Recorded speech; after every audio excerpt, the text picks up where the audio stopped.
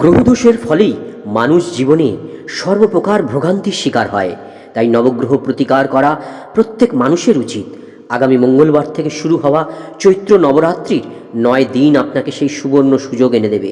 চৈত্র নবরাত্রির প্রথম দিনে অর্থাৎ 9 এপ্রিল মঙ্গলবার দেবী দুর্গার প্রথম স্বরূপের পূজা হবে মা শৈলপুত্রী রূপে। শৈলপুত্রীর অর্থ পর্বতকন্যা। মা ডান হাতে একটি ত্রিশূল, বাম হাতে একটি পদ্ম ধারণ করেন। দেবীর বাহন হল ষাঁড়। দেবী হলেন শক্তি এবং বিশুদ্ধতার প্রতীক। এই দিন স্নান করে শুদ্ধ বস্ত্রে মায়ের স্ক্রিনে দেওয়া মন্ত্র জপ করুন সাধ্য মতন, ন্যূনতম 21 বার। মাকে এই দিন কোনো সাদা ভোগ প্রসাদ নিবেদন করুন। ওম দেবী শৈলপুত্রী ওই নমঃ। या देवी सर्वभूतेषु शैलपुत्री रूपेण संस्थिता नमस्तस्यै नमस्तस्यै नमस्तस्यै नमो नमः। জ্যোতিষশাস্ত্র অনুসারে মা শৈলপুত্রীর মন্ত্রগুলো